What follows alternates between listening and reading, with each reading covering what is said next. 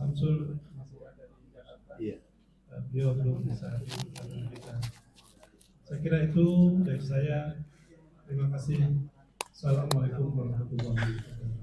Waalaikumsalam. Ustaz Abu Hasan, silakan.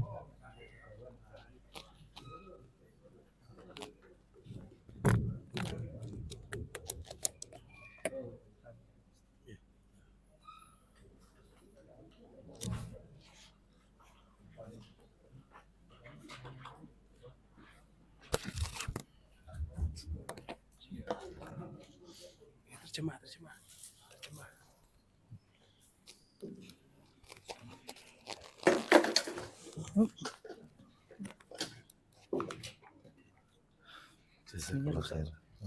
Ini rusak. Bismillah. Ini rusak. Nggih.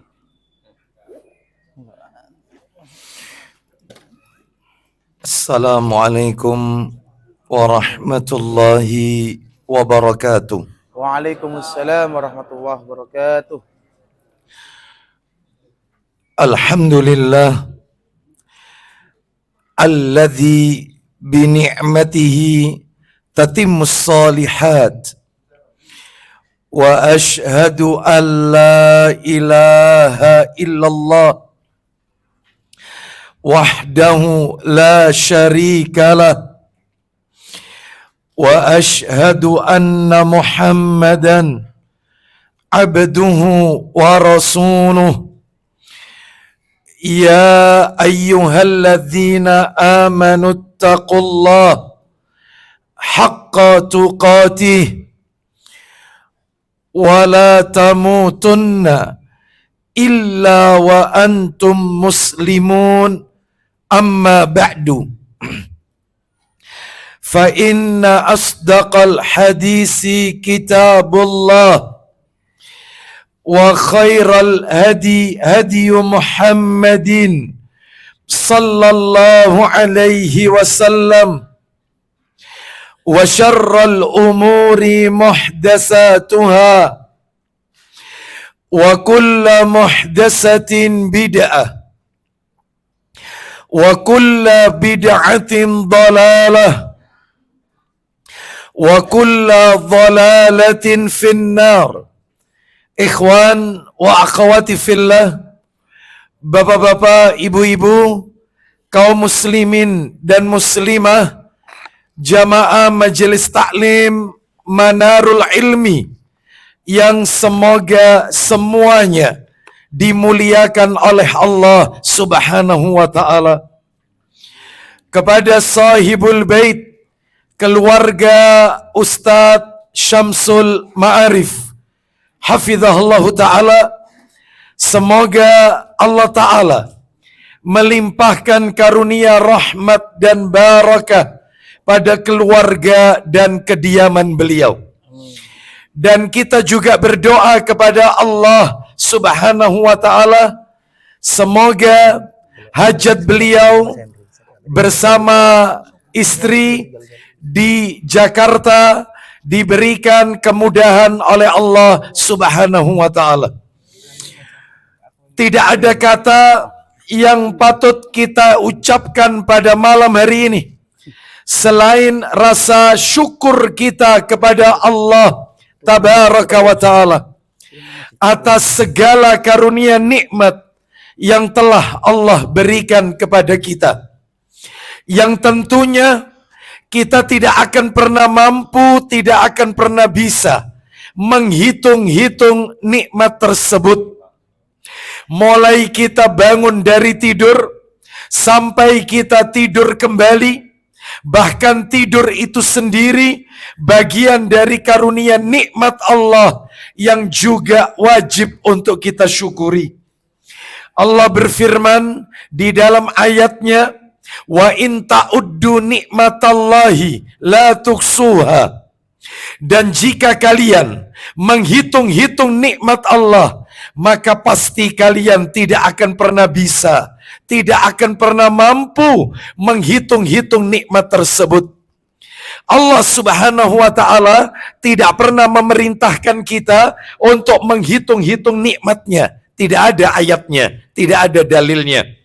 Tetapi justru Allah memerintahkan kita untuk mensyukuri, bukan untuk menghitung-hitungnya.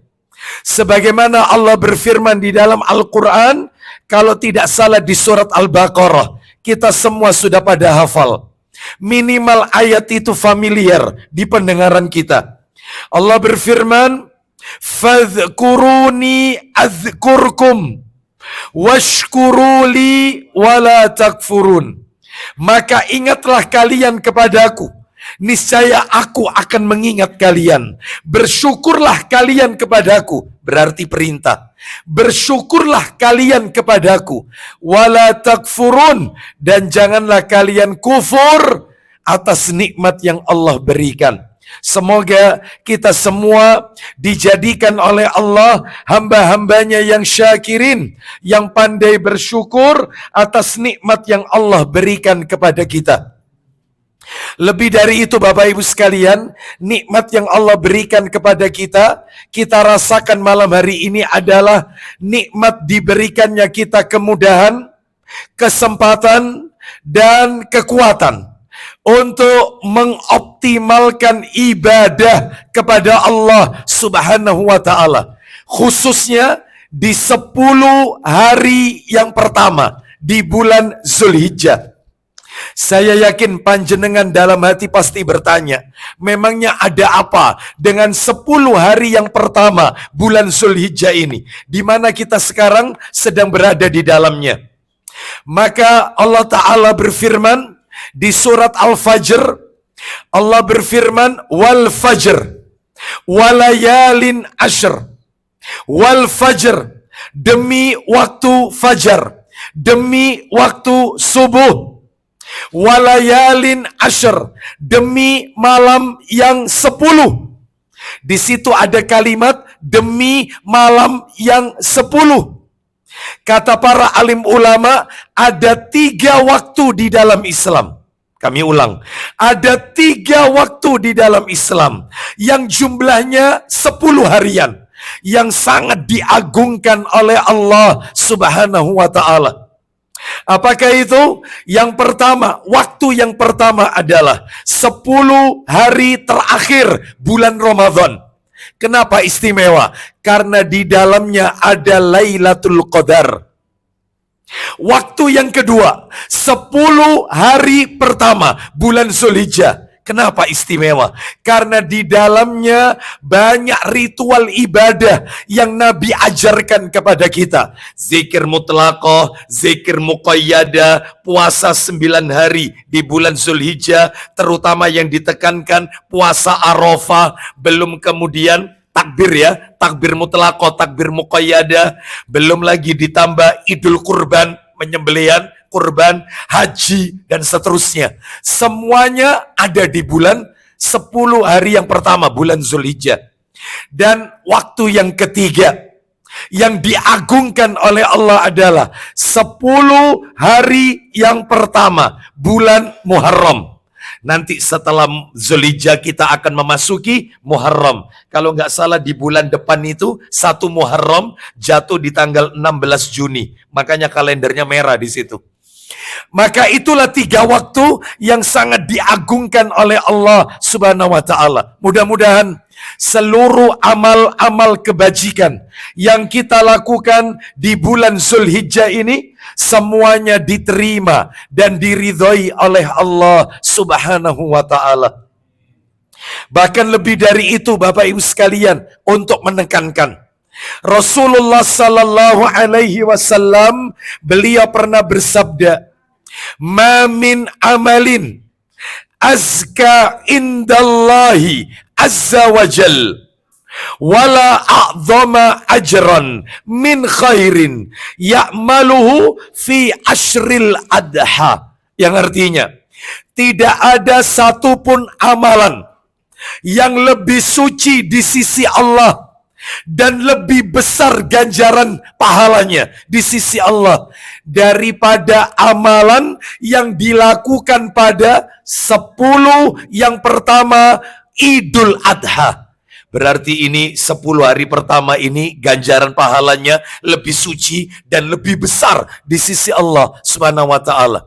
Bahkan ada sebagian ulama membuat bandingan, mana lebih utama, 10 akhir Ramadan ada Lailatul Qadar atau 10 yang pertama, yaitu di bulan Zulhijjah. Maka ulama beda pendapat. Ada yang mengatakan Lailatul Qadar lebih utama, ada yang mengatakan 10 hari pertama bulan Zulhijjah itu lebih utama. Maka untuk mengkompromikan pendapat-pendapat tersebut adalah gimana cara mengkompromikannya.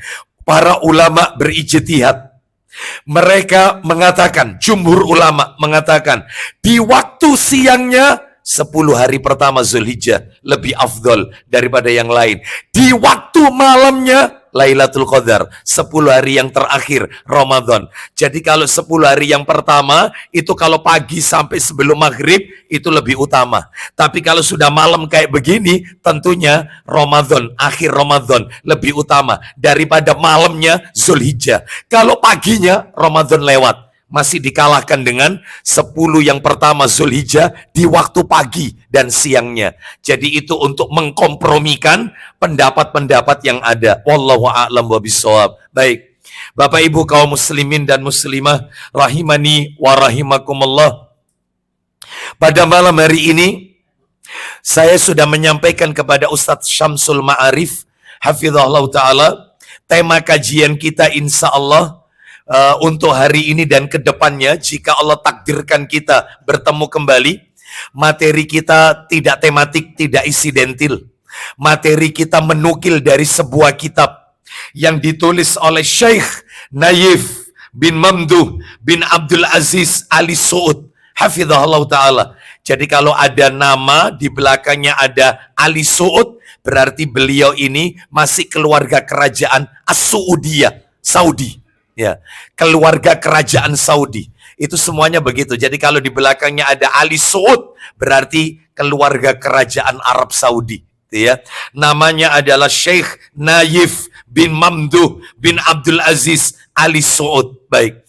Kitab yang akan kita bahas rutin adalah kitab beliau yang berjudul Furasu Kasbis Sawab wa Aksaru min Mi'atin wa khamsin sababan fi dukhulil jannah birahmatillah. Rotok tawa memang judulnya.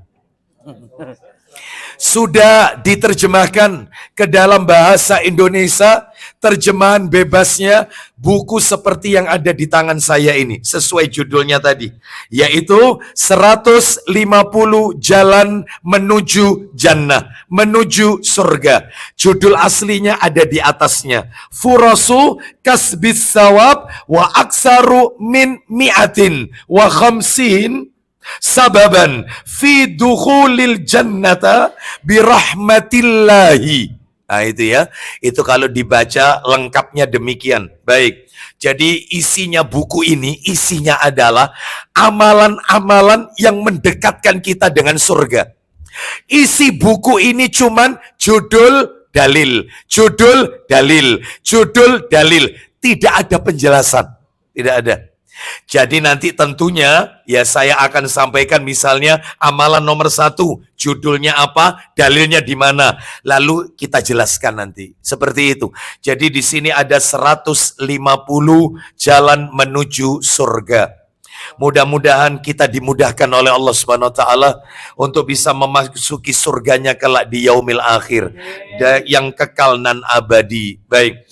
Bapak Ibu sekalian rahimani wa rahimakumullah, kita bahas, saya tidak berbicara muqaddimah karena nanti terlalu panjang, kita lewati seputar surga ya. Jadi pembicaraan kita seputar surga kita lewati saja ya, karena ini termasuk muqaddimah. Langsung saja masuk yang nomor 1 ya. Amalan yang pertama, amalan yang pertama.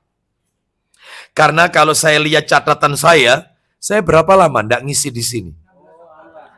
16 Oktober 2025. Berarti tinggal dihitung ya, berapa itu ya kira-kira? 8 bulan mungkin ya. Baik, kurang lebih ya. Baik, Bapak Ibu sekalian, 7 atau 8 bulan kurang lebih. Maka Kalau menurut catatan saya, selama saya memberikan kajian di Manarul Ilmi ini, saya pernah menyampaikan tentang seputar surga, termasuk tentang bidadari dan seterusnya. Makanya saya tidak perlu ulang lagi mukaddimahnya. Kita langsung masuk poin-poinnya. Yang nomor 1 yang akan kita bahas. Yang nomor 1 ya, yang akan kita bahas judulnya di dalam buku ini adalah yang pertama, keutamaan dan besarnya pahala tauhid. Keutamaan dan besarnya pahala tauhid. Ya. Keutamaan dan besarnya pahala tauhid. Salah satunya adalah dapat menghapus dosa-dosa. Jadi intinya, orang kalau mentauhidkan Allah, maka pahalanya besar dan dapat menghapus dosa-dosa. Kami ulang judulnya, yang nomor 1 ini. Keutamaan dan besarnya pahala tauhid. Titik. Salah satunya adalah ia dapat menghapus dosa-dosa. Baik. Sekarang kita lihat dalil yang ada di buku ini. Kalau saya intip sejenak, di buku ini ternyata disebutkan 5 dalil. 5 dalil di buku ini. Ya, 5 dalil. Saya bacakan semua ya, 5 dalil itu. Setelah itu nanti kita mencoba untuk menjelaskannya. 5 dalil. Dalil yang pertama, yang diusung, yang dinukil oleh muallif, oleh penulisnya. Dalil yang pertama adalah firman Allah surat Al-An'am, surat nomor 6, Al-An'am, ayatnya 82. Kita dengarkan, Al-An'am itu surat nomor 6, ayatnya 82. Allah Ta'ala berfirman, Al-An'am ayat 82. Kita dengarkan murotalnya. Allah berfirman. Silakan Ustaz. Orang-orang yang beriman dan tidak mencampur adukkan iman mereka dengan syirik. Nah, orang-orang yang beriman, mentauhidkan Allah, dan tidak mencampur adukkan iman mereka dengan kesirikan. Lanjut. Mereka itulah orang-orang yang mendapat rasa aman dan mereka mendapat petunjuk. Baik, jadi Bapak Ibu sekalian, rahimani wa rahimakumullah, ini menunjukkan kepada kita bahwasannya siapa saja mereka yang mentauhidkan Allah, maka Allah akan memberikan rasa aman. Ya. Jadi Bapak Ibu kalau bertanya nih ya, kalau kita ingin sedikit berkelakar, berarti Ustadz, kalau ada sebuah negeri, tanda kutip, sebuah negeri, negeri manapun itu, di dalamnya terdapat gonjang-ganjing, di dalamnya tidak aman, di dalamnya banyak sekali pertikaian, permusuhan, atau mungkin musibah-musibah yang gak kelar-kelar, berarti sebab utamanya syirik. Syirik. Syirik yang membuat negeri itu tidak aman. Ayo, dalilnya di mana? Dalilnya di mana? Negeri itu kalau mentauhidkan Allah, penduduknya mentauhidkan Allah, penduduknya menjauhkan diri dari kesirikan, Allah akan jadikan negeri itu baldatun thayyibatun wa rabbun ghafur. Aman negeri itu, aman.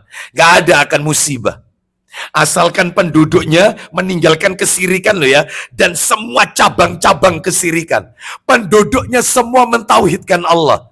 Itu kalau kita pengen tahu ayatnya, ini di luar tema ya, di luar konteks materi kita nih.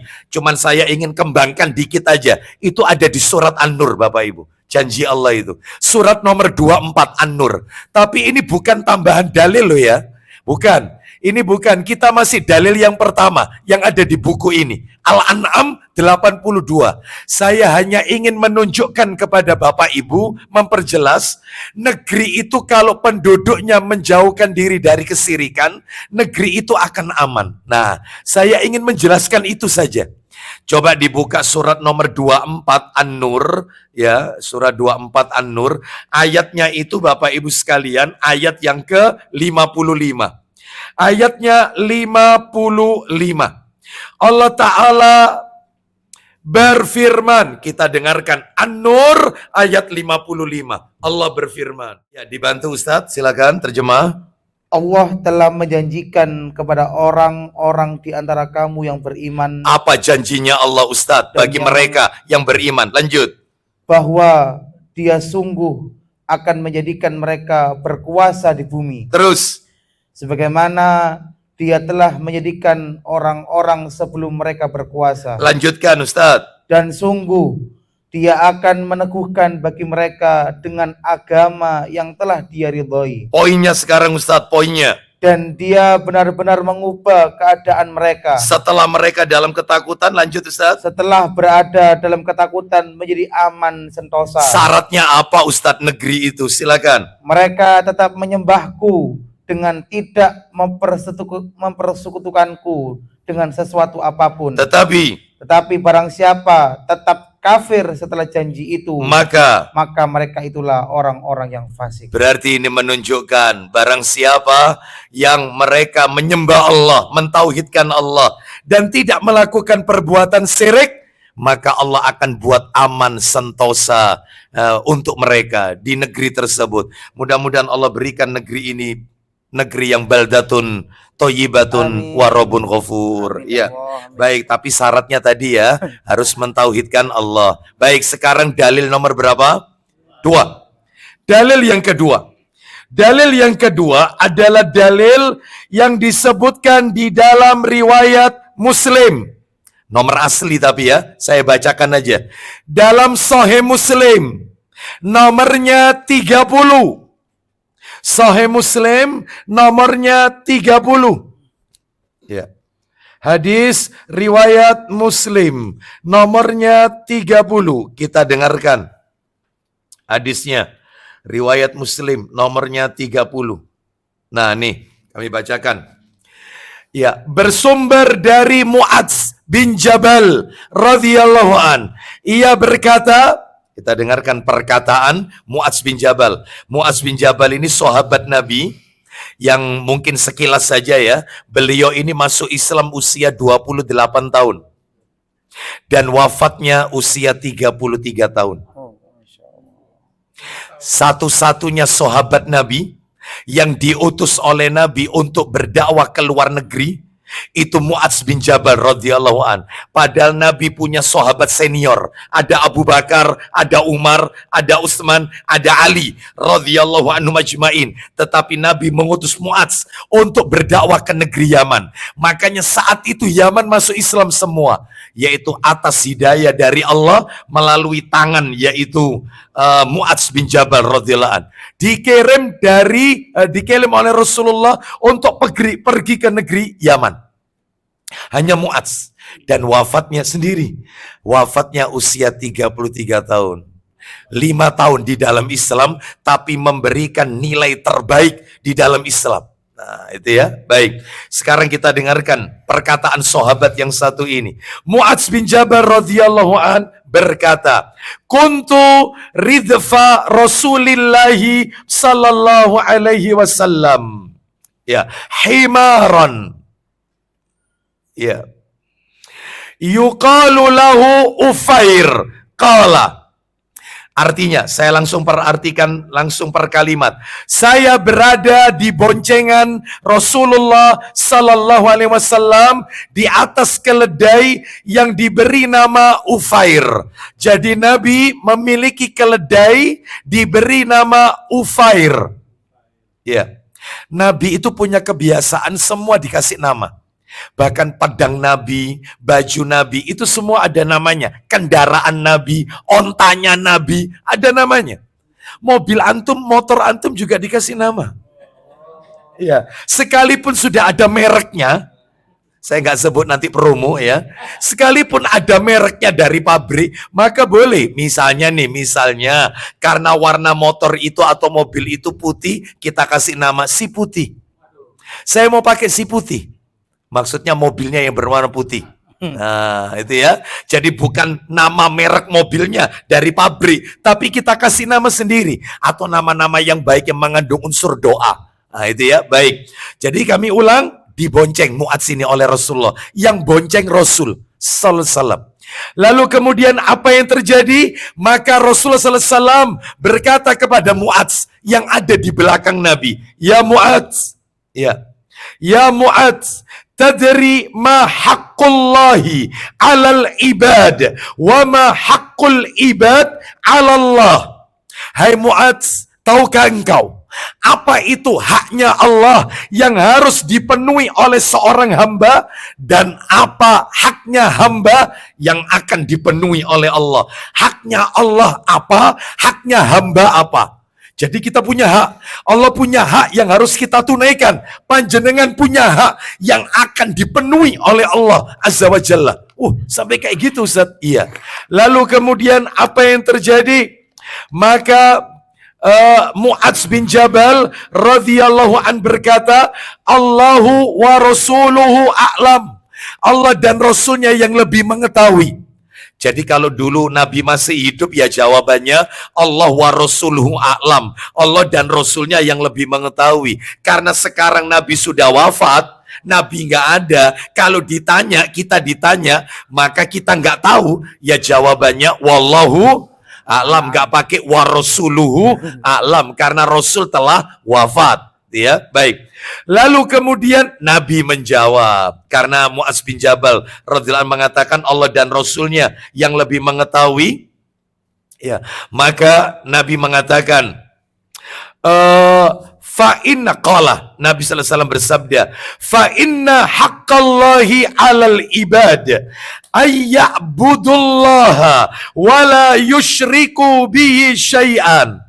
Adapun haknya Allah yang harus dipenuhi oleh seorang hamba adalah mentauhidkan Allah, menyembah Allah dan tidak menyekutukan sesuatu dengan yang lain, tidak disekutukan.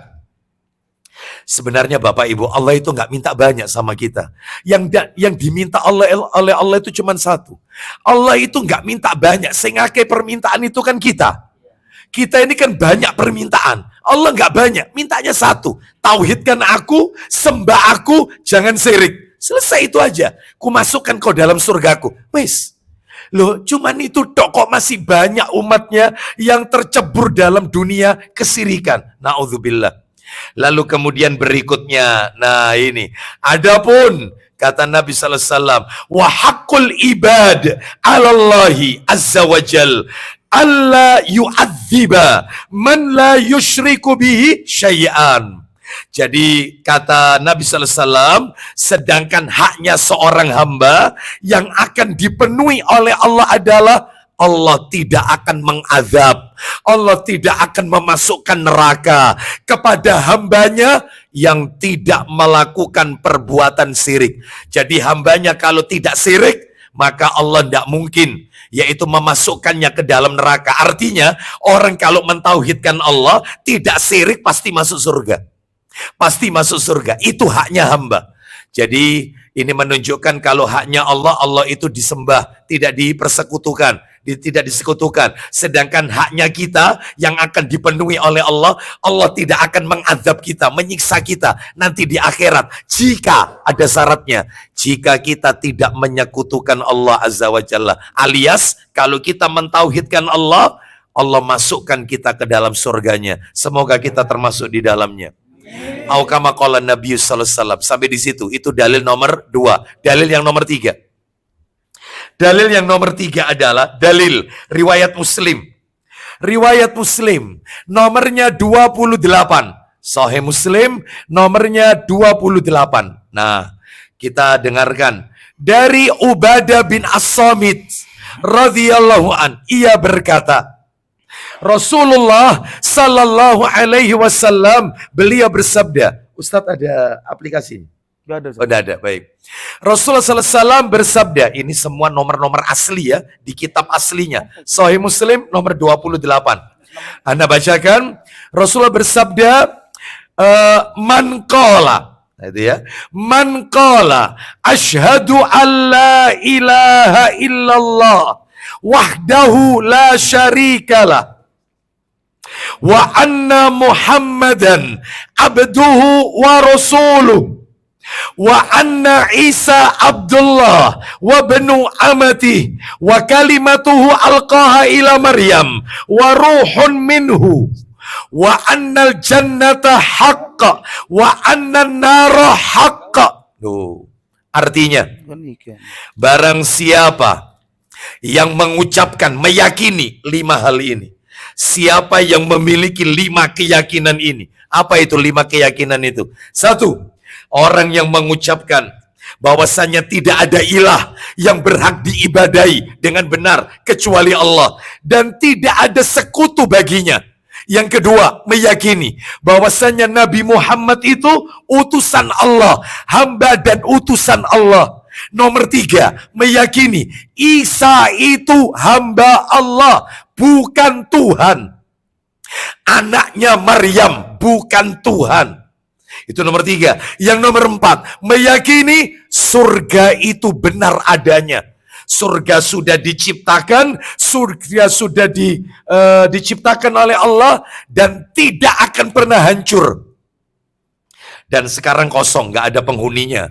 Nunggu nanti yaumul hisab, tapi sudah diciptakan oleh Allah Azza wa Jalla. Dan yang kelima, meyakini eksistensi neraka. Neraka itu benar adanya. Sudah ada, sudah diciptakan, dan masih kosong.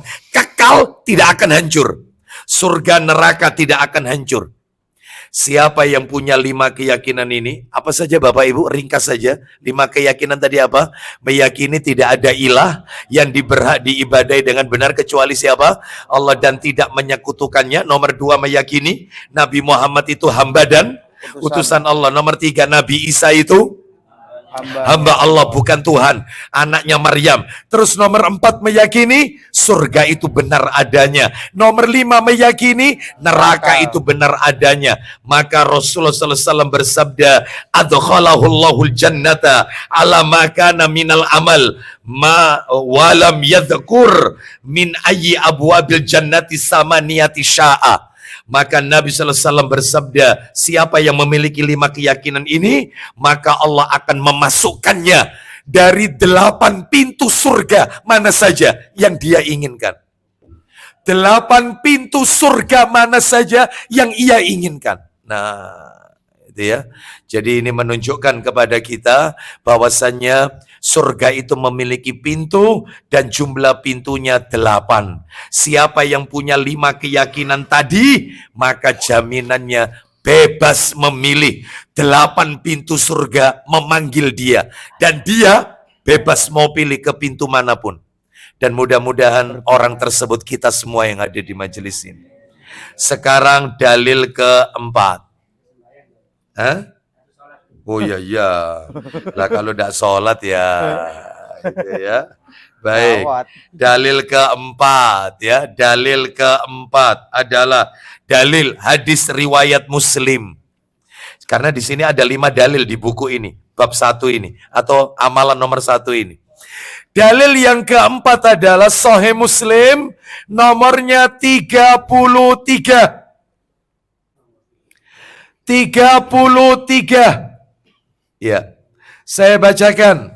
Bersumber dari sahabat Itban bin Malik radhiyallahu an. Ia berkata, Rasulullah sallallahu alaihi wasallam, beliau bersabda. Nah, ini saya langsung carikan langsung poinnya saja. Nah, ini. Ya. Nabi sallallahu alaihi wasallam bersabda. Kata Nabi, la yashhadu ahadun an la ilaha illallah wa anna rasulullah fayadkhulan nar. Ya. Au tat'amahu, ya, au tat'amahu. Artinya, barang siapa seseorang yang bersaksi tidak ada ilah yang berhak diibadai dengan benar kecuali Allah. Ya. Dan aku adalah utusan Allah. Berarti 2 kalimat syahadat. Maka dia tidak akan bisa masuk ke neraka atau dia tidak akan pernah dimakan api neraka. Selama dia punya keyakinan tadi, asyhadu alla ilaha illallah wa anna muhammadan abduhu wa rasuluh. Tidak ada ilah Jadi la ilaha illallah itu jangan diartikan tidak ada Tuhan selain Allah ya. Tetapi yang benar adalah tidak ada ilah yang berhak diibadai dengan benar kecuali Allah. Dan meyakini Nabi Muhammad itu hamba dan utusan Allah. Tidak mungkin masuk neraka atau jasadnya dimakan api neraka. Mustahil. Nah itu ya. Baik, jadi pentingnya tauhid ini. Betapa pentingnya akidah, pelajaran tauhid. Lalu yang terakhir, yang nomor 5, dalil kelima. Dalil yang kelima adalah dalil yang riwayatnya riwayat Tirmidzi. Dalam kitab Sunan Tirmidzi, nomornya nomor 3540. 3540. Ya, saya bacakan hadis qudsi ini, hadis qudsi. Langsung tidak saya baca semua, langsung intinya saya bacakan. Dari Anas 3540, riwayat Tirmidzi. Tirmidzi. Dari Anas bin Malik radhiyallahu an, ia berkata, Rasulullah sallallahu alaihi wasallam beliau bersabda, kita dengarkan. Qala Allah tabaraka wa ta'ala. Ya, Allah tabaraka wa ta'ala berfirman. Jadi kalau ada Rasulullah bersabda, Allah Ta'ala berfirman, berarti hadis qudsi. Nama lainnya hadis Rabbani atau hadis ilahi. Bedanya sama Al-Quran apa? Bedanya sama-sama firman Allah, Al-Quran firman Allah, hadis qudsi juga firman Allah. Bedanya adalah satu perbedaannya, Quran sama hadis qudsi. Perbedaannya, orang membaca Al-Quran dapat pahala. Meskipun tidak diamalkan. Diwocotok gak diamalno, dapat pahala. Satu huruf berapa pahala? 10. Alif lam mim berapa huruf? 3. Berarti dapat berapa pahala? 30. Tetapi membaca hadis qudsi nggak dapat pahala. Kapan dapat pahalanya? Kalau hadis qudsi ini, jika isinya kita amalkan dalam kehidupan, baru kita dapat pahala. Jadi kalau diwocotok hadis qudsi nggak dapat pahala. Tapi kalau diamalkan isinya dapat. Kalau Quran meskipun nggak diamalkan, misalnya ayat tentang poligami. Ya. Dibaca doa ini, An-Nisa ayat 3 dibolan-balan, tetap dapat pahala. Meskipun tidak diamalkan. No, itu ya. Baik, kita lanjutkan. Biar enggak tidur ini, biar enggak tidur ya. Jamnya sudah jam 8 soalnya ya. Bapak Ibu sekalian rahimani wa rahimakumullah. Nah, jadi ini menunjukkan satu perbedaan. 2.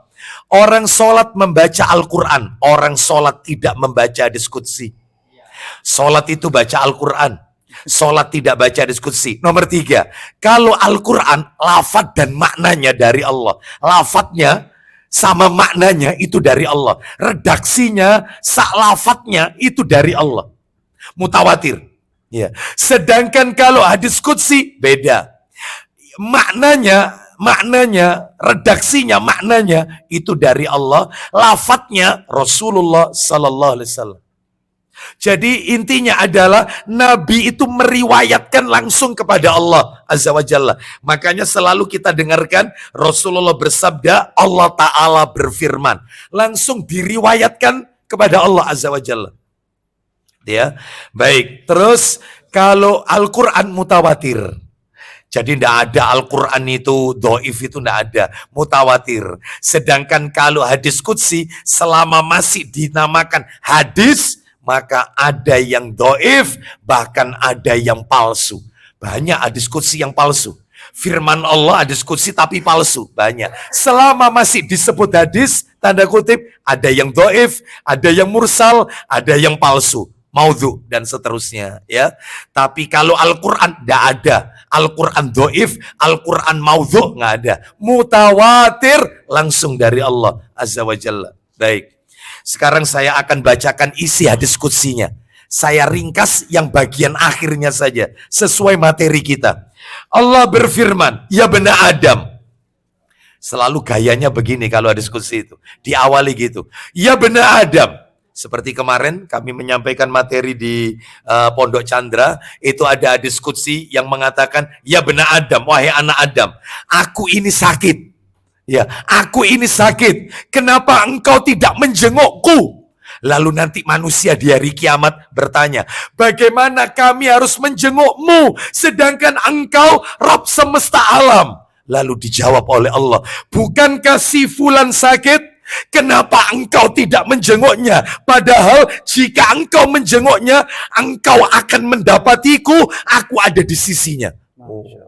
Berarti orang kalau besuk, jenguk orang sakit, itu proses metode mendekatkan diri kepada Allah. Jadi kalau kita ini pengen dekat sama Allah, bukan hanya sholat, suka nyambangi wong loro. Karena di situ Allah. Ya. Dan seterusnya. Kenapa kau tidak menjengukku? Bagaimana menjengukmu? Ya, wong engkau Rob, bukankah si fulan sakit? Kenapa engkau nggak jenguk? Termasuk ini. Ya benar Adam. Wahai anak Adam, selalu gitu bahasanya. Innaka lau ataitani biqurabil ard khataya summa laqitani la tusyriku bi syai'an la ataituka biqurabiha maghfiratan. Artinya, wahai anak Adam, jika nanti di hari kiamat engkau mendatangiku dan kau tidak pernah melakukan kesirikan sedikit pun semasa hidupmu. Jadi selama kau hidup di dunia, serek sedikit aja tidak pernah mendatangiku nanti di hari kiamat, niscaya aku akan datangi. Oh, sebentar. Wahai anak Adam, jika engkau nanti di hari kiamat mendatangiku dengan membawa dosa-dosa sepenuh bumi. Nah itu, dosa-dosa sepenuh bumi, saking akeh dosa, sampai bumi ini full sama dosanya, dan kau tidak pernah menyekutukanku semasa hidupmu, maka akan aku datangi engkau dengan membawa sepenuh ampunan sebesar bumi itu juga. Aku bebas nol, berarti kosong, diampuni oleh Allah. Makanya orang kalau mentauhidkan Allah, otomatis luntur dosanya, asal jangan sirik. Ini menunjukkan keutamaan daripada dan besarnya pahala tauhid, bahkan salah satunya dapat menghapus apa tadi? Dosa. Sekarang penjelasannya. Nah, penjelasannya Bapak Ibu sekalian, kami sebutkan ada 3 saja. Mohon maaf kok 3, ada 4. Ada 4. Pelajarannya ada 4. Tapi lumayan agak panjang-panjang ini ya. Ada 4 pelajaran. 1 pelajarannya. Apa perbedaan akidah dengan tauhid? Seringkali kita mendengar ada akidah, ada tauhid. Kadang kita ngomongnya, insya Allah besok taklim, kajian bersama Ustadz Naji Iksan, Hafizullah Ta'ala, pembahasannya tentang tauhid. Nanti ada Ustadz yang lain, insya Allah nanti materinya kitab akidah. Ini yang satu tauhid, ini yang satu akidah. Apa bedanya? Itu nomor 1 nanti yang kita bahas. Apa perbedaan antara akidah dan tauhid? Itu nomor 1. Nomor 2, tingkatan-tingkatan manusia di akhirat. Tingkatan-tingkatan manusia di akhirat. Oh, ada tingkatannya. Ada tingkatan-tingkatan manusia di akhirat. Yang nomor 3, kenapa harus belajar tauhid? Belajar tauhid. Nanti taklim di sana, ya, kemanuan tauhid. Ketemu manarul ilmi tauhid. Ngaji di masjid yang lain tauhid lagi. Ya, tauhid terus apa ndak ada materi yang lain itu loh. Apa ndak ada? Ya, seperti itu. Apa kentean materi? Enggak. Terus kenapa kok belajar tauhid ini kenapa terus tauhid? Apa ndak jenuh, apa ndak bosan? Lah nanti kita akan bahas apa alasannya kok belajar tauhid? Kenapa kok tauhid terus? Itu nomor berapa tadi? 3. Kecepatan ya? Nomor 1, perbedaan akidah dan tauhid. Nomor 2, tingkatan manusia di akhirat. Nomor 3, kenapa harus belajar tauhid. Yang nomor 4, syafaat Nabi. Syafaat Nabi juga berlaku untuk dosa besar. Syafaat Nabi juga berlaku bagi pelaku dosa besar. Selain syirik. Selain syirik. Syafaat Nabi. Nabi ngasih syafaat. Pelaku dosa besar dikasih syafaat. Orang berzina, makan riba, durhaka, kurang ajar dengan orang tua. Maka nanti di akhirat tetap dikasih syafaat sama Nabi. Ya, selain syirik yang nggak dapat syafaat. Selain syirik, seluruh pelaku dosa besar oleh syafaat. Kecuali 1 tok, syirik. Ya, ini yang nomor 4 ini untuk membantah kelompok Khawarij. Mereka bermudah-mudahan mengkafirkan pelaku dosa besar. Jadi kelompok Khawarij itu orang berzina dikafirkan, orang mencuri kafir, orang makan riba kafir, anak durhaka kafir, orang judi online kafir, semua kafir. Itu Khawarij. Kalau Ahlus Sunnah tidak, Ahlus Sunnati wal Jamaah, dia memang bukan orang beriman. Masa orang beriman main judi, masa orang beriman berzina, tapi dia masih Islam. Islamnya ada ndak? Orang habis Jumatan nyolong sandal, ada ndak? Banyak. Ketika Jumatan baca syahadat tidak? Asyhadu an la ilaha illallah wa asyhadu anna Muhammadan abduhu wa rasuluh. Lawang adzan Jumat. Asyhadu an la ilaha illallah. Asyhadu an la ilaha. Niru kan? Tapi mari Jumatan Nyolong motor. nyolong motor. Apakah kafir? Enggak. Tapi muslim, bukan wong iman. Tapi kalau dia sudah tidak sholat, bahkan mengingkari kewajiban sholat, sholat itu tidak wajib, sholat itu untuk orang Arab, saya bukan orang Arab, langsung kafir, keluar Islam, langsung kafir tanpa sadar. Jadi dia, makanya ada Muslim, mukmin, muhsin, Islam, iman, ihsan. Orangnya Muslim, mukmin, muhsin. Jangan gegabah, suka menvonis titik-titik ini kafir yang pelaku dosa besar. Khawarij ini.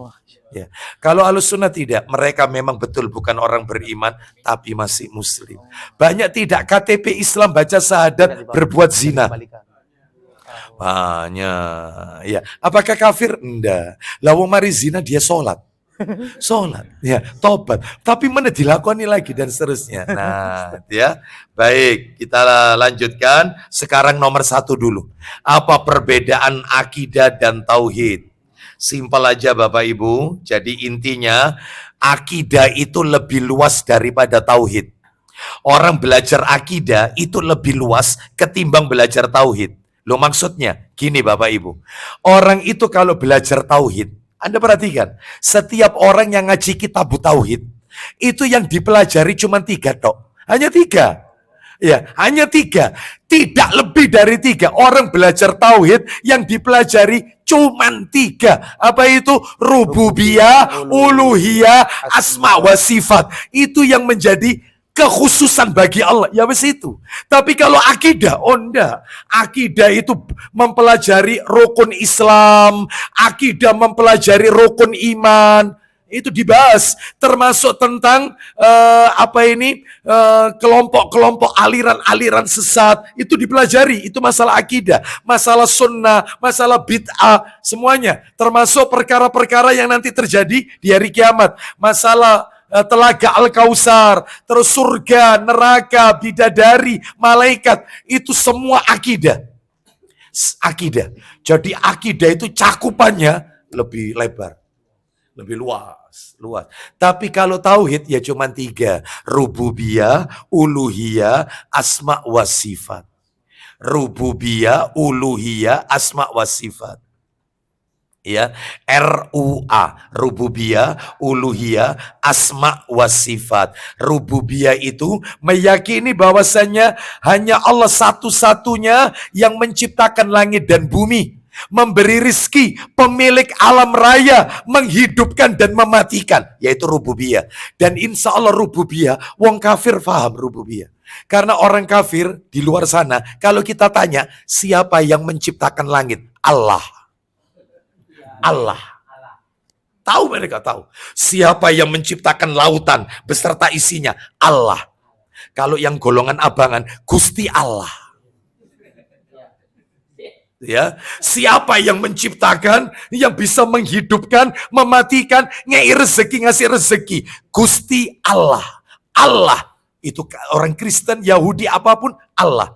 Jadi kalau rububiyah semuanya paham. Tapi begitu menginjak uluhiyah, apa itu uluhiyah? Meyakini bahwasannya satu-satunya yang harus kita ibadahi tidak kepada yang lain, hanya kepada Allah saja. Lah ini yang tidak ada. Ini nggak ada. Ya, satu-satunya zat yang harus kita ibadahi, ya, hanya Allah semata, tidak kepada yang lain. Nah, jadi yang nomor 2 ini membongkar kedoknya mereka. Ya, kan ada di luar sana mereka yang nggak senang pembagian tauhid ini. Mereka beranggapan pembagian tauhid ini bid'ah. Ya, bahkan ini termasuk trinitas, kayak orang kafir aja Tuhan 3. Masa ada rububiyah? Sebenarnya Tuhan tetap satu. Kenapa kok dibeda-bedakan begini? Untuk ngungkap kejahatan mereka. Sebab maaf ya, masih banyak di luar sana Muslim kok mendua. Muslim tapi mendua. Saya kalau ngomong begini jangan konotasinya yang aneh-aneh, jangan. Kok mendua ini dipikir nanti ya gitu, bukan ya. Maksud saya Muslim kok mendua itu adalah ketika dia sholat, Allahu Akbar, dia baca surat Al-Fatihah, lalu sampai di ayat Iyyaka na'budu wa iyyaka nasta'in. Hanya kepadamu ya Allah kami menyembah. Ingat ya, hanya kepadamu ya Allah kami menyembah, dan hanya kepadamu ya Allah kami memohon pertolongan. Tapi anehnya setelah sholat, setelah salam, pergi ke dukun, pergi ke kuburan wali-wali, minta untuk dijadikan sebagai wasilah, pergi ngalap berkah ke tempat-tempat yang dikeramatkan, kirim sesaji. Itu namanya Muslim kok Mendua. yaitu untuk ngungkap itu tauhid uluhiyah, itu ngungkap perbuatan mereka. Makanya mereka nggak seneng. Dan Bapak Ibu bisa pastikan pelajaran tauhid saudara-saudara kita di luar kita sana, kalau belajar tauhid itu hanya bahas rububiyah. Sinten sederek-sederek yang menciptakan langit bumi, Allah. Cuman itu, nggak sampai pada keuluhiyahnya. Jangan ke kuburan, jangan menjadikan orang soleh yang telah wafat sebagai media wasilah tawasul agar doa kita. Ada bahasan itu? Nggak ada. Mereka nggak berani nyentuh. Ulah bongkar aibnya. Bongkar. Makanya Ahlussunnati wal Jamaah termasuk teman-teman Salafi itu paling getol masalah ini. Makanya dibagi 3 untuk ngungkap mereka, isi hati mereka. Itu rububiyah. Nek rububiyah langit, yang menciptakan langit Allah, menciptakan bumi, wong kafir ngerti. Ngerti. Kalau nomor 2, kamu tidak melakukannya. Apalagi nomor 3, tauhid asma wa sifat, nama-nama Allah. Bahkan mereka mengingkari nama-nama Allah hanya yang diakui 20 sifat itu ya. Ya, apa itu? Gimana lagunya itu kalau di masjid-masjid? Ujung 3 Allah wujud kita mbak, muhalafatul lil hawadisi, kan gitu ya. Qiyamuhu bi 20. Hanya itu. Yang lain, wih, hati-hati. Ahlussunnati wal Jamaah menetapkan semua nama-nama Allah itu wajib kita imani. Oh, hati-hati loh. Ya, makanya pentingnya belajar tauhid. Jadi tahu perbedaannya akidah dengan tauhid, tahu? Akidah sama tauhid mana lebih luas? Akidah. Kalau tauhid cuma apa yang dibahas? Rububiyah, uluhiyah, asma wa sifat. Barakallahu fiik. Baik, sekarang nomor 2, tingkatan manusia di akhirat. Ada 4. Ada 4 tingkatan manusia di akhirat. Ada 4 tingkatan manusia di akhirat. Yang pertama, ada yang masuk surga tanpa hisab, tanpa azab. Mudah-mudahan kita semua masuk di sini. Amin ya Rabb. Jumlahnya terbatas 70.000. Ya, tapi sekalipun 70.000, Nabi sudah minta tambahan. Masya Allah. Dalilnya ada di dalam kitab Sahih Jami'us Shaghir. Itu ada. Jadi Nabi minta tambahan sama Allah dikabulkan. Berapa tambahannya? Jadi setiap seribunya kan 70.000. Ya, setiap 1000-nya ada 70.000 lagi. Masya Allah. 70.000 berarti sebanyak 70 kali. Yang 70.000 ini di bawahnya setiap 1000-nya 70.000. Yang ini setiap 1000-nya 70.000. Insya Allah katut lah. Amin, Insya amin, Allah. amin, amin. Sake sudah. Ya, mudah-mudahan katut lah. Ya. Jadi masuk surganya bi ghairi hisab wala, tanpa dihisap, tanpa diadab. Nomor 2, nanti dalilnya setelah saya sebutkan semua. Nomor 2, masuk surga tapi harus melalui proses hisap lebih dahulu. Masuk surga tapi diaudit dulu, diproses hisap dulu, diperiksa. Iya. Jadi belum masuk neraka, hanya dihisap, ternyata kebajikannya lebih berat daripada keburukannya, masuk surga. Tapi dicek dulu. Kalau tadi enggak, nomor 1, enggak pakai dicek, enggak pakai diazab, langsung masuk. Oh, keren ini, ya. Seperti itu. Yang nomor 2, sebentar, diperiksa dulu, ya. Diperiksa, diaudit dulu, tapi tetap masuk surga. Enggak ngincipi neraka, enggak ngincipi. Cuman lama, proses hisapnya lama. 1 hari itu ukuran akhirat sama dengan ukuran dunia 1000 tahun. Itu surat Al-Hajj itu ya, ayat 47 kalau nggak salah. Coba Ustadz, dibuka Ustadz, minta tolong. Ya, surat Al-Hajj, surat nomor 22, Al-Hajj. Ayat 47. Hah? Ya, coba sebentar. 47. Surat 22 ayatnya 47. Ya, kita dengarkan. Allah Ta'ala berfirman. Al-Hajj ayat 47. Allah berfirman. Silakan. Dan mereka meminta kepadamu Muhammad Ya, agar azab itu disegerakan. belum poinnya. Lanjut. Padahal Allah tidak akan menyalahi janjinya. Dan sesungguhnya sehari di sisi Tuhanmu adalah seperti 1000 tahun menurut perhitunganmu. Baik, kita hitung sekarang. 1 hari di akhirat, 1000 tahun di dunia. Berarti kalau gitu, kalau kepingin tahu 1 jam di akhirat berapa tahun, maka ya tinggal dibagi. 1 hari di akhirat, 1 hari sama dengan 1000 tahun. Berarti kalau 1 hari kan 24 jam. 24 jam di akhirat itu 1000 tahun dunia. Sekarang dibagi supaya ketemu sak jamnya pirang tahun. 1000 dibagi 24, ketemu angka berapa ini? 41,6 tahun kalau nggak salah. Jadi sak jam di akhirat itu 41,6 tahun. Kalau ada orang meninggal umur 63 tahun kayak Nabi, berarti tinggal di dunia pirang jam? Ya, berarti tinggal dibagi aja. Yang 1 jamnya tadi berapa tahun? 1 jam 41,6 dibagi 2 supaya ketemu setengah jaman.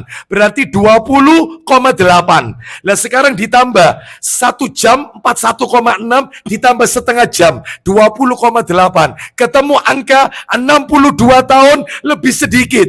Berarti orang meninggal umur 63 hidup di dunia 1 jam setengah. Masya Allah. Pengajian kita start jam 7, selesai setengah 9. Seperti itulah Anda hidup di dunia. 1 jam setengah. Tidak lama. Waktu yang singkat ini menentukan nasib kita nanti di hari kiamat. Waktu yang pendek ini, 1 jam setengah, menentukan nasib Anda nanti di hari kiamat. Maka jangan main-main dengan umur ini. Sudah bukan waktunya lagi untuk melakukan perbuatan hal-hal yang sia-sia. Sudah bukan waktunya lagi jalan-jalan, ya, seperti itu ke taman safari, taman mini, taman Bungkul, ya. Mending ke taman surga. Mana taman surga? Manarul Ilmi. Ini taman surga. Ini, kan sekali-sekali. Kulino nanti. Nggak ada tawar-menawar, nggak ada. Ya, seperti itu. Ngapain? Nggak ada manfaatnya. Ya, rugi. Giling katanya. Healing. Oh, alah. Ya. Tapi memang kalau orang sudah sepuh begitu, senangnya kepingin. Giling kan. Padahal healing yang sesungguhnya itu adalah datang ke pengajian bersama istri. Ya Allah, itulah healing yang sesungguhnya. Hah? Oh iya, wis lah, gak usah bahas itu. Ya. Ya. Nanti tajak KB sampean kaget engko ya. Ya, ini bongkar perkara ini. Ya. Sekarang nomor berapa sekarang? Nomor 3. Yang ketiga. Jadi yang pertama, masuk surganya apa tadi? Tanpa hisab, tanpa adab. Yang kedua, masuk surga dihisab lebih dahulu, diperiksa, baru masuk surga. Jadi diperiksa catatan amalnya. Nomor 3, lah ini naudzubillah. Masuk surga, namun harus merasakan azab api neraka. Harus mencicipi bentuk keadilannya Allah di akhirat, neraka. Ya, dibakar dulu, tapi dia tidak kekal. Dia tidak termasuk penduduk permanen. Dia bukan penduduk abadi.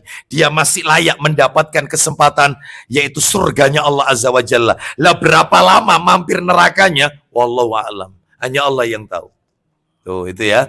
Lah yang nomor 4, na'udzubillah, summa na'udzubillah min dzalik. Tingkatan yang keempat masuk neraka khalidina fiha abadan. Penduduk permanen kekal abadi selamanya. Mustahil masuk surga, mustahil. Permanen. Ya, sekarang kita masuk yang nomor 1 tadi. Apa tadi nomor 1? Masuk surga tanpa hisab dan azab. Mana dalilnya? Silakan Bapak Ibu bisa tulis, bisa tidak, atau diingat. Sahih Bukhari. Nomor aslinya 5705. 5705 Sahih Bukhari. Intinya ada 70.000 orang masuk surga tanpa hisab, tanpa azab. Ciri-ciri mereka, 1, la yastarqun, tidak pernah minta diruqyah. Itu cirinya, nggak pernah minta diruqyah. Jadi ini yang pertama. Ustadz tidak boleh tak Ustadz minta diruqyah? Boleh, tidak berdosa. Anda memanggil Ustadz juru ruqyah itu tidak dosa. Cuman Anda kehilangan kesempatan masuk daftar 70 itu tadi. Karena Anda sudah minta sama si Ustadz, Ustadz tolong ruqyah aku Ustadz, om aku ruqyah Ustadz. Koyoke kok duitku hilang terus Ustadz. Ya, lah yang megang ATM siapa? Istri ya, tolong telepono dokon. Ya. Ternyata uang di rekeningnya itu hilang semua. Yang megang ATM-nya ternyata anaknya misalnya ya. Jangan istri ya di sini soleha semua. Baik, jadi itu tadi la yastarqun, tidak minta diruqyah. Yang kedua cirinya wala yaktawun, tidak pernah melakukan pengobatan cos besi panas. Jadi orang dulu kalau luka untuk menghentikan pendarahan itu pedang dipanaskan lalu dinyos untuk menghentikan, dan itu sudah diharamkan oleh Rasulullah SAW. Ustadz ngilangkan tato pakai laser nggak masuk, tidak termasuk pengobatan khitan laser nggak termasuk itu murni luka terus dinyos. Nah, itu ya, dan itu tidak boleh. Nomor 3, wala yatatoyyarun, tidak melakukan tatoyur, sikap pesimistis, anggapan sial, kejatuhan cicak katanya pertanda sial, mau keluar rumah ada ular lewat ternyata katanya pertanda sial, nabrak kucing pertanda sial, sehingga kalau tidak pengen sial maka kendaraannya harus disiram dengan air kembang. Ini semua tatoyur semua ini, syirik semua. Ya, tangan kiri gatalan terus katanya. Ya, mata kiri cedutan terus katanya. Macam-macam. Ya, nah ini tatoyur hati-hati ya. Jadi tinggalkan yang seperti ini, tinggalkan. Terus yang nomor 4 lah, intinya itu di nomor 4 intinya. Wa ala rabbihim yatawakkalun. Mereka bertawakal kepada Allah. Makanya ada pintu surga itu namanya pintu surga, pintu babur rodin. Pintunya orang yang ridha atau babul aiman. Pintunya orang yang tawakal. Ya ini. Pintu tawakal itu pintu al-aiman, yaitu 70.000 orang yang masuk surga tanpa hisab, tanpa azab, masuk dari pintu itu. Jadi mereka bertawakal. Maksudnya tawakal, tidak minta juru ruqyah didatangkan, tidak melakukan pengobatan terus kemudian tidak melakukan tatoyur. Hidupnya semuanya diserahkan kepada Allah, tawakal. Nah itu ya.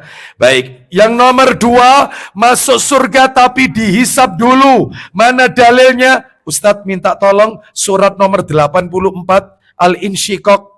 Surat 84 Al-Insyiqaq. Ayatnya ayat yang Al-Insyiqaq ayat yang ke-7 dan 8. 7 dan 8. Fa amma man utiya kitabahu. Kita dengarkan. Surat nomor 84 ayat 7 dan 8. Allah berfirman. Silakan Ustadz. Maka adapun orang yang catatannya diberikan dari sebelah kanannya, lanjut, maka dia akan diperiksa dengan pemeriksaan yang mudah. Terus, jadi itu pemeriksaan yang mudah dihisab. Makanya ada doa yang Nabi ajarkan kepada kita, Allahumma hasibni hisaban yasira. Ya Allah, hisablah diriku dengan hisab yang mudah. Itu boleh dibaca ketika sujud dalam sholat, atau ketika tahiyat akhir sebelum salam, boleh. Dan itu diajarkan oleh Nabi SAW. Allahumma hasibni hisaban yasira. Mudahkan hisabku ya Allah, jangan dipersulit. Nah itu ya. Saya tambahkan lagi dalil. Kalau nanti ada hari penghisapan, ayo coba ditebak. Yang bisa surat ini surat apa, ayat berapa, berangkat umroh. Dengan catatan sudah terdaftar di travel ini. Allah berfirman. Suratnya kita dengarkan ya, ayatnya ya. Insya Allah familiar. Allah berfirman surat apa? Yang penting ayatnya, ayat berapa. Allah berfirman. Jumatan biasa itu ayat ini. Ya. Surat apa? Al-Ghasyiyah. Ayatnya 25 dan 26 ayat terakhir. Ya, silakan Ustadz baca surat. Ya, silakan. Sungguh kepada kamilah mereka kembali. Lanjut. Kemudian sesungguhnya kewajiban kamilah membuat perhitungan atas mereka. Baik, summa inna alaina hisabahum. Hisab. Ya. Sekarang yang nomor 3, naudzubillah min dalik. Masuk surga tapi harus merasakan api neraka. Ya, berapa lamanya di neraka? Wallahu a'lam wabishawab. Yang jelas ya, yang tahu hanya Allah Azza wa Jalla. Jadi tetap harus melewati neraka dia untuk membakar dosa-dosanya yang pernah ia lakukan. Itu sebagai bentuk keadilannya Allah Azza wa Jalla. Lawan dia suka zalimi orang. Ambil tonggo jahat, ya, suka ganggu tetangga, ya, kucingnya itu loh, suka apa itu? Kotorannya ke tetangga, saking akeh kucing, ya, sampai tetangganya merasa tidak nyaman. Hati-hati loh, itu doanya orang yang terdolimi itu mustajab loh. Hati-hati, jangan sampai bikin orang nggak nyaman, ya. Oleh karena itu maka ya ini bentuk keadilannya, rasakan ini azabku. Tapi nanti kau tetap masuk surga. Dicuci dulu dosanya, dicuci. Nah, berarti ada Ustadz ya, katanya wong Islam itu mesti surga. Oh, iya, tapi tingkatannya tadi, ada yang langsung plung, gak pakai azab, ada yang diperiksa dulu, ada ngincipi dhisik. Ya ini. Oh ternyata ada ya orang Islam itu mampir ke neraka dulu. Ada. Lah ini buktinya. Sahih Muslim. Nomornya adalah nomor Sahih Muslim 193. Muslim nomor 193. Ya. Sahih Muslim nomornya 193. Saya carikan ini ya. Minta tolong nanti Ustadz yang membacakannya 193. Nah ini 193 Sahih Muslim. Nah, silakan Ustadz bisa dibantu ini yang sudah kami download aplikasi ensiklopedia hadisnya. Ya. Silakan. Anas bin Malik. Afadhal. Anas bin Malik radhiyallahu an berkata, Nabi SAW bersabda. Silakan Ustadz. Anas bin Malik bahwa Nabi SAW bersabda. Silakan Ustadz. Akan keluar dari neraka. Lu akan keluar dari neraka. Siapa Ustadz? Orang-orang yang mengucapkan La ilaha illahu. Jadi la ilaha illallah. Rupanya di dunia dia baca la ilaha illallah. Ya, cuman level la ilaha illallahnya silakan Ustaz, silakan. Yang di hatinya terdapat kebaikan seberat gandum. Baik. Jadi ternyata di dunia dia itu suka baca syahadat. Bahkan zikirnya la ilaha illallah. Dia baca itu. Tetapi kadar imannya cuman seberat biji gandum. Kenapa kok seberat itu? Saking akene dosa sampai menipiskan, sampai mengurangi kadar imannya. Berarti kalau gitu iman itu bisa bertambah, bisa berkurang. Bisa. Al-imanu yazidu wa yankus. Yazidu bit-ta'ah wa yankus bil maksiyah. Iman bisa bertambah, bisa berkurang. Iman bertambah karena ketaatan kita kepada Allah. Dan iman bisa drop berkurang karena dosa, maksiat yang kita lakukan. Itu menipiskan iman, tapi tidak hilang. Imannya tidak hilang selama bukan syirik. Ya, jadi dia la ilaha illallah, la ilaha asyhadu an la ilaha illallah, tapi makan riba, asyhadu an la ilaha illallah wa asyhadu anna Muhammad, tapi berzina, tapi durhaka sama orang tua, tapi mencuri dan seterusnya. Imannya terus berkurang, tapi tidak hilang. Makanya keluar dari neraka, level imannya seberat biji gandum.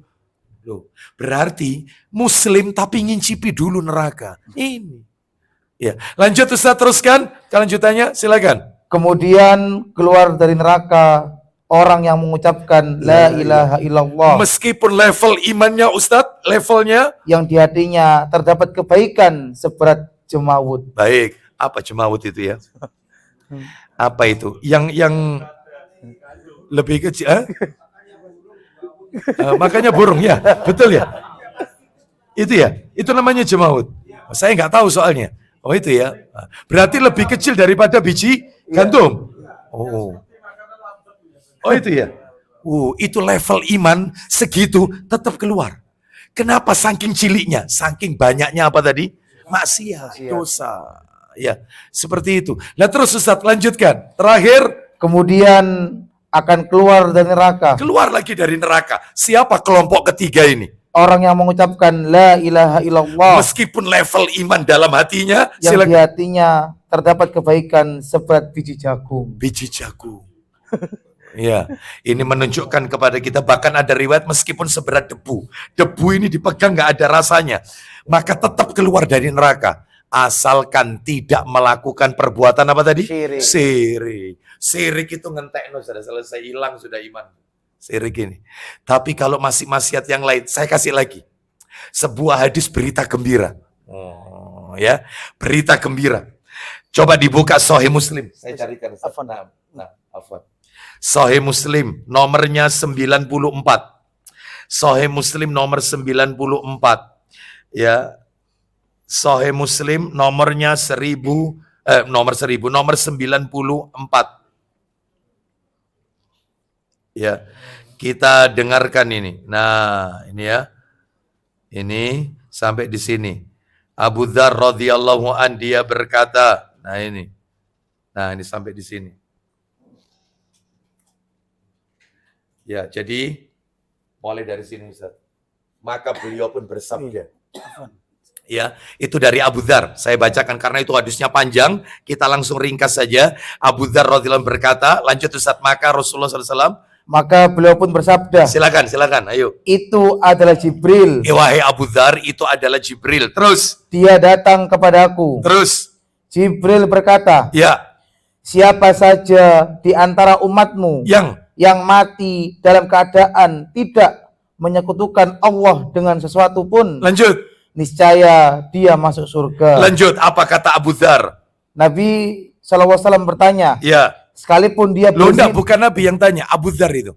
Abu Dzar bertanya, aku bertanya. Silakan. Apa pertanyaan Abu Dzar? sekalipun dia berzina dan mencuri, Rasulullah tanya kepada malaikat Jibril, yang tanya Rasulullah, wahai Jibril, sekalipun umatku itu zina sama mencuri, apakah tetap masuk surga? Lanjut Ustaz, apa kata malaikat Jibril? Jibril menjawab, Silakan. ya, Ya. sekalipun dia berzina dan mencuri. Ojo dihati-no patokan tapi ini ya.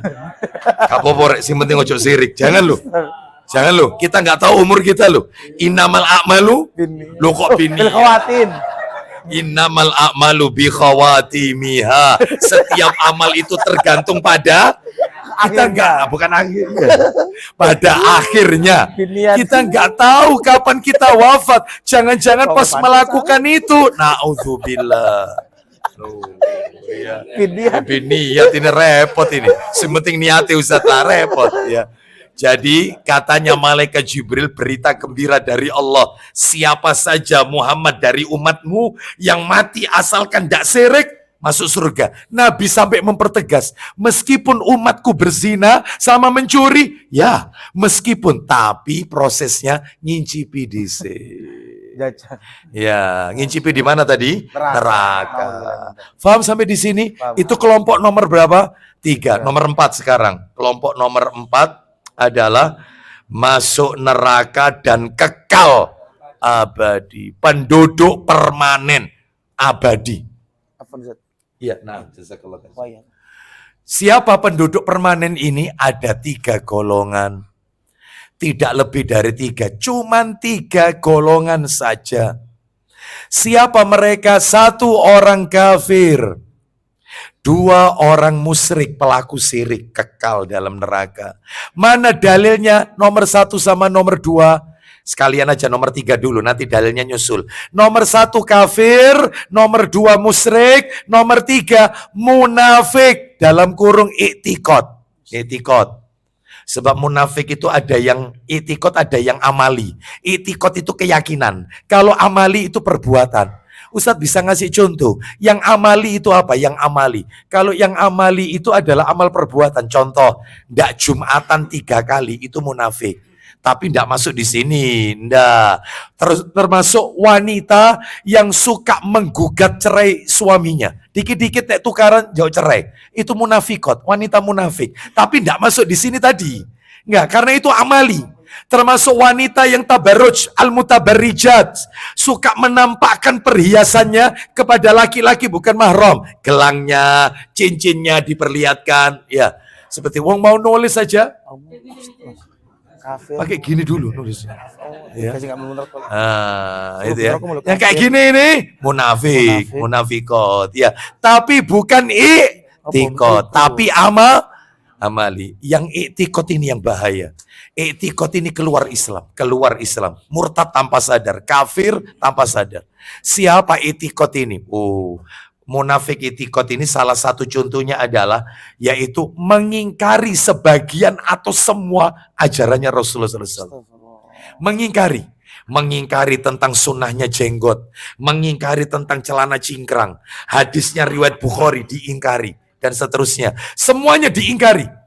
Ya, mengingkari semua sudah pokoknya, termasuk juga suka mencibir, mengolok-olok sunnah Nabi sallallahu alaihi wasallam. Apa yang enggak diolok-olok? Semuanya diolok-olok. Malaikat mungkar nakir, ya penanya kubur dijadikan bahan ledekan, semuanya. Maka ini munafik i'tikad ini. I'tikad. Keluar dari Islam. Sebenarnya ya. Baik, hati-hati. Yang model kayak gini banyak apa sedikit? Banyak. Ya, banyak sekali ya. KTP-nya Islam, matinya dimandikan secara Islam, tapi di sisi Allah dia bukan muslim, murtad tanpa sadar. Ya, makanya ada pembahasan kitab. Silakan kalau ada majelis taklim bahas kitab ini panjenengan datang. Nama kitab yang dibahas Nawaqidul Islam, pembatal keislaman. Ada 10 pembatalnya. Nah, silakan nanti dipelajari ya. Baik, kita lanjutkan. Jadi yang nomor 1 tadi apa? Kafir. Nomor 2 apa? Musyrik. Nomor 1 sama nomor 2 kita kasih dalil. Surat, nah coba ini ditebak lagi. Ya, ditebak, masa nggak bisa? Ditebak lagi, surat apa ini? Ya, suratnya, sama yang penting itu adalah ayatnya. Allah Ta'ala berfirman.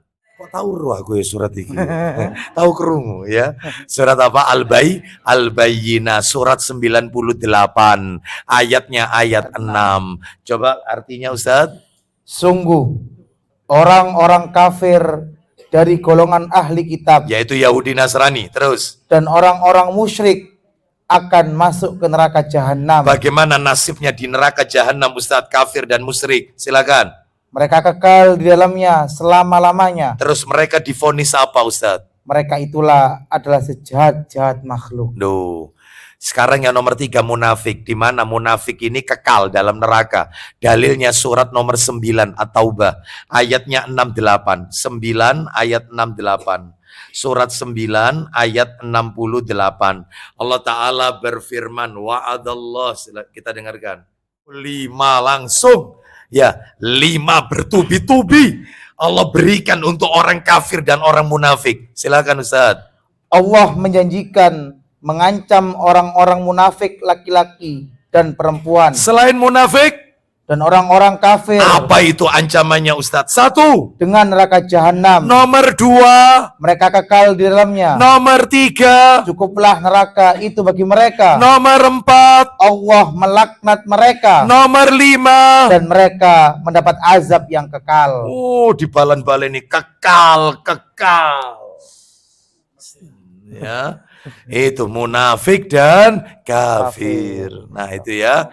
Baik.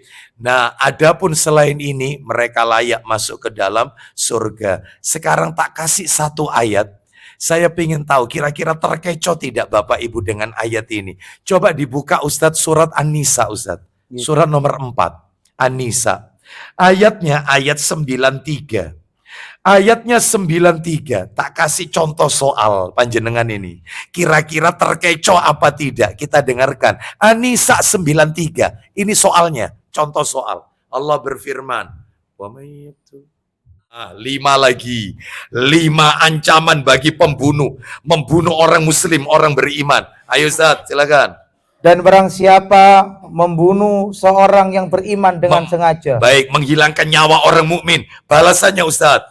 Maka balasannya 1. ialah neraka jahanam. Nomor 2. Dia kekal di dalamnya. Ingat ya, kekal. Pembunuh divonis kekal. Terus nomor 3 Ustaz. Allah murka kepadanya. Nomor 4. Dan melaknatnya. Sudah murka laknat. Nomor 5. Serta menyediakan azab yang besar baginya. Wih, betul-betul. Menghilangkan nyawa orang.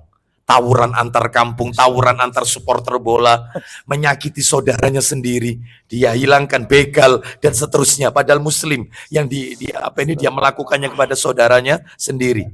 Baik, sekarang saya tanya, berarti Ustadz pembunuh itu ya kekal. Berarti tidak 3 yang kekal itu, termasuk nomor 1 nambah 1 pembunuh. Ayo gimana? Ayo gimana? Kan tadi barang siapa membunuh seorang yang beriman dengan sengaja, balasannya neraka jahanam, kekal di dalamnya. Padahal yang kekal tadi berapa orang? 3. Kafir, musyrik, munafik. Lah kok ini disebut membunuh juga kekal? Berarti gak telu Ustaz, 4 Ustaz nambah. Enggak, tetap 3. Tetap 3. Lah terus ayat ini maksudnya apa? Jawabannya, ayat ini mengatakan kekal bagi yang bunuh, orang yang menghilangkan nyawa orang mukmin, maksudnya di nerakanya rodok suwi. Lama. Tapi dia tetap layak masuk surga. Bahkan ada hadis, mungkin panjenengan pernah dengar, si pembunuh dan yang membunuh sama-sama masuk surga. Bahkan yang dibunuh itu berkata, bukankah kamu yang membunuh aku? Yang dibunuh masuk surga. Lah yang bunuh kok bisa masuk surga? Karena ternyata sebelum ajal dia taubat dan taubatnya diterima. Masuk surga ketemu wong loro. Loh kok nak biyen sing mateni aku? Kok masuk surga? Berarti pembunuh kekal dalam neraka, maksudnya di nerakanya lama. Lah berapa lamanya Allah yang tahu. Cuman tetap layak masuk. Pokoknya yang diinget-inget cuman 3 tok, tidak ada lebih dari 3. Kafir, musyrik, munafik. Baik, sekarang Bapak Ibu sekalian, materi nomor berapa ini sekarang? Materi nomor 3. Kenapa harus belajar tauhid, kan gitu ya? Iya, betul ya. Kenapa kok harus belajar tauhid? Ya, kenapa kok dikit-dikit belajar tauhid? Ya, akidah tauhid, akidah tauhid. Baik, saya bahas ringkas saja. Sebenarnya di sini ada 8 alasan, tapi saya sebutkan beberapa saja. Yang pertama adalah, karena syarat masuk surga harus tauhid. Syarat masuk surga harus tauhid. Tanpa tauhid, kuncinya surga itu tauhid. La ilaha illallah, tauhid. Syarat masuk surga adalah tauhid. Itu alasan pertama. Dalilnya ngikut yang tadi, yang berita gembira dari malaikat Jibril tadi. Ya, siapa saja dari umatmu yang tidak menyekutukan Allah pasti masuk surga. Sampai Nabi tanya, meskipun umatku berzina dan mencuri? Ya, meskipun umatmu berzina dan mencuri. Berarti syarat masuk surga harus tauhid. Nah itu. Sahih Muslim nomor berapa tadi itu? 94, betul ya, 94, betul. Yang nomor 2, kenapa alasannya kok belajar tauhid? Ya, karena dengan tauhid dosa-dosa diampuni. Jadi dosa diampuni kalau kita mentauhidkan. Dosa diampuni. Masih ingat hadis yang saya sampaikan di awal kajian tadi? Yaitu hadis qudsi. Wahai anak Adam, jika engkau mendatangiku nanti di hari kiamat dengan membawa dosa sepenuh bumi. Masih ingat yang tadi itu? Ya, sedangkan kau di dunia tidak pernah menyekutukan aku, maka aku akan datangi engkau dengan membawa sepenuh ampunan sebesar bumi. Ya, sehingga kosong, entek dosanya. Berarti orang kalau mentauhidkan Allah, menghapus dosa. Nah, itu makanya penting belajar tauhid. Nomor 3, kenapa kok belajar tauhid? Kenapa? Mengesahkan Allah, kurang tepat. Karena sekelas Rasulullah SAW, karena sekelas Rasulullah SAW, sudah nggak ada orang paling mulia di dunia ini kecuali Nabi Muhammad SAW. Ya, manusia terbaik seantero alam raya. Sekelas Rasulullah, beliau berlindung kepada Allah dari syirik. Nabi itu berlindung kepada Allah dari syirik. Minta tolong Ustaz, STBT-nya. Soal target jilid 1 Ustaz. Pojok itu. Nah itu betul, jilid 1 Ustaz. Jilid 1. Dicari nomor 36 Ustaz. Dicari nomor 36. Sahih targhib wa tarhib nomor 36. Begini doanya. Pak, Bu, tolong ini dihafalkan. Diletakkan dulu bolpennya. Ini dihafalkan ini. Ya, dihafalkan. Nabi saja berdoa seperti ini. Apalagi kita yang bukan Nabi dan Rasul. Ya, nomor 36. Ada ya? Oh, terus itu masih mukadimah. Oh, nah, itu mulai nomor-nomor 36. Nah, dicari nomor 36.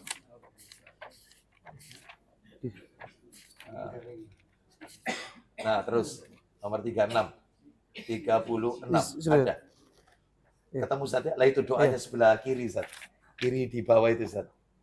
Sebelah kayak kiri, kanan, maaf. Kanan kan ada teks Arab itu Ustaz. Nah, itu ya. Kita dengarkan ini doa Nabi. Mestinya dihafalkan. Kalau bisa nanti difoto, disebarkan. Ya, di-share. Jamaah, dihafalkan. Bulan depan kalau ditakdirkan tak tes satu persatu. Ya. Umroh. Yang bisa umroh tutup masih haji. Ya umroh dan haji gitu ya. Baik. Mudah-mudahan semuanya berangkat haji dan umroh. Amin. Ya. Ditakdir oleh Allah Azza wa Jalla. Ya, baik. Doanya Bapak Ibu, doanya Allahumma inni a'udzubika min an nusyrika bika syai'an na'lamu wa nastaghfiruka lima la na'lamu. Artinya, Allahumma kita buat jamak saja. Jangan ini tapi inna. Allahumma inna na'udzubika min an nusyrika bika syai'an na'lamu. Ya Allah, aku berlindung kepadamu ya Allah dari dosa syirik yang kami tahu. Wa nastaghfiruka lima la na'lamu. Dan kami minta ampun ya Allah kepadamu dari dosa syirik yang kami tidak tahu. Kami tidak tahu kalau itu syirik tapi tak lakoni. Ampuni ya Allah. Oh itu. Sebab kita nggak tahu ini. Kadang-kadang dalam hidup ini lisan ini suka mengucapkan syirik. Contohnya lisan mengucapkan syirik di jalan.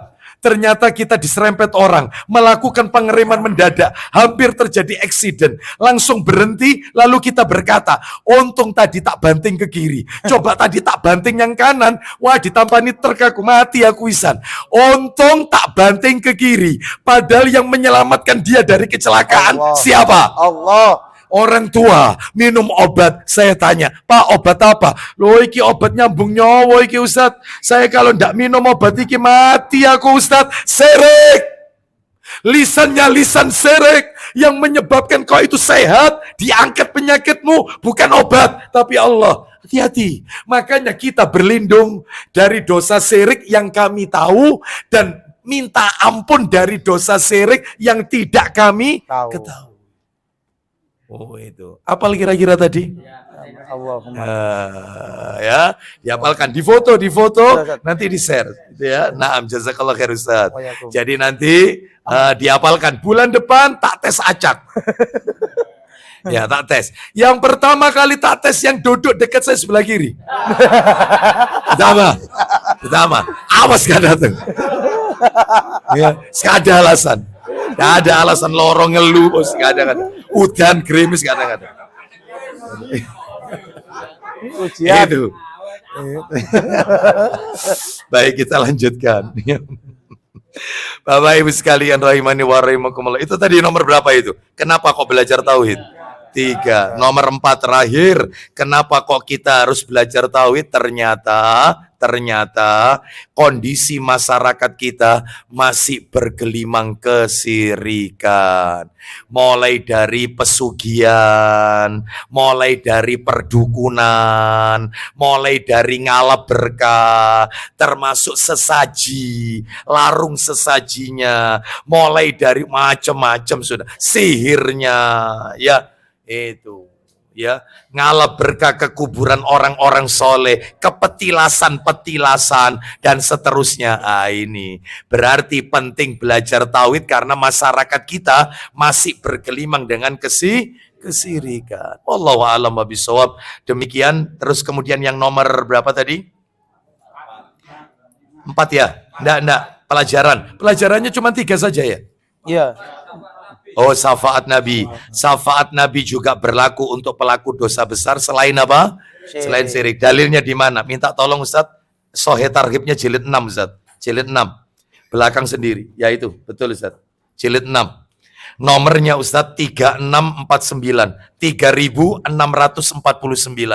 Sahih Targhib wa Tarhib nomor 3649. Ini materi penutup ini, materi keempat yang tadi. Ya, pelaku dosa besar tetap mendapatkan apa tadi? Syafaat selain syirik. Ya, termasuk pembunuhan tadi Ustaz. Iya, yang membunuh tadi dapat dia syafaat. 3649. 3649. Silakan baca Ustaz. Tafadhol. Syafaatku. No, dari mana dulu Ustaz? Atasnya? Dari Anas. Ya. Radhiyallahu taala anhu. Ya. Juga dia berkata. Ya, silakan Ustaz. Rasulullah SAW bersabda. Isi sabdanya Ustaz. Syafaatku untuk pelaku dosa besar dari umatku. Nah, syafaatku juga berlaku untuk pelaku dosa besar dari umatku. Ya, itu katanya para ulama selain syirik. Semua dosa selain syirik, termasuk kalau kafir jelas bukan muslim. Selain syirik dan munafik yang i'tiqad. Nah, itu ya. Wallahu a'lam wa bishawab. Demikian apa yang bisa kami sampaikan. Semoga sedikit menjadi tambahan ilmu yang bermanfaat. Saya tidak buka tanya jawab karena saya seharian padat ya, butuh istirahat ya. Baik, kita tutup dengan kafaratul majelis. Mudah-mudahan Allah Ta'ala menjadikan kita hamba-hambanya yang mentauhidkan Allah sampai ajal menjemput kita. Amin. Sehingga kelak Allah mewafatkan kita dalam keadaan husnul khotimah. Dan nanti di akhirat Allah kumpulkan kita bersama keluarga kita di surga Allah yang kekal dan abadi. Wassallallahu ala nabiyyina wa ala alihi wa sahbihi wasallam. Subhanakallahumma wa bihamdika asyhadu an la ilaha illa anta astaghfiruka wa atubu ilaik. Wa akhiru da'wana anil hamdulillahi rabbil alamin. Assalamualaikum warahmatullahi wabarakatuh.